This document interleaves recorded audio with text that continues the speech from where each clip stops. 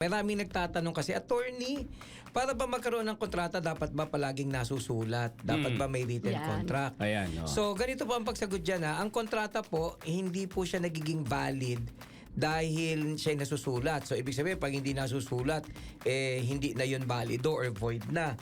It is not necessarily true.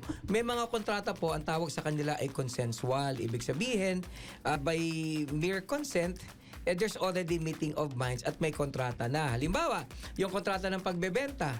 As a general rule, ang kontrata ng pagbebenta, hindi mo kailangan ng deed of sale. So, halimbawa, itong mamahaling relo ko. Kunwari itong relo ko, sinabi ko, Jen, bili mo ba ito ng, gusto mo, bili mo ito ng 3,000 pesos. And then sabi ni Jen, oo, bibiling ko. Ayan. So, ibig sabihin, may offer ako, di ba? Ang offer ko, bili niya itong relo ko ng 3,000 pesos. Sumagot siya na, sige, bibiling ko. So, yung offer ko, it's already accepted.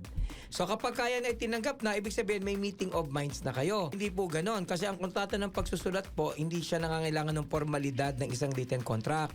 Ibig sabihin, by mere agreement, nagkasundo kayo, that would be enough. Of course, may exception niya sa kontrata ng pagbebenta. Pag nagbenta ka ng lupa, Correct, so kinakailangan talaga na isusulat yan. May written contract. Hindi lang basta written contract, dapat notaryado. Kasi kailangan nakakontain niya sa public instrument. Pagbentahan ng lupa, kapag wala ka nung written contract na yun na notaryado, hindi mo may papalipat yung titulo sa'yo kasi yun yung unang requirement na hihingin. At sa general rule, ang point ko lang, ang kontrata ng pagbebenta ay by mere consent ay pwede na.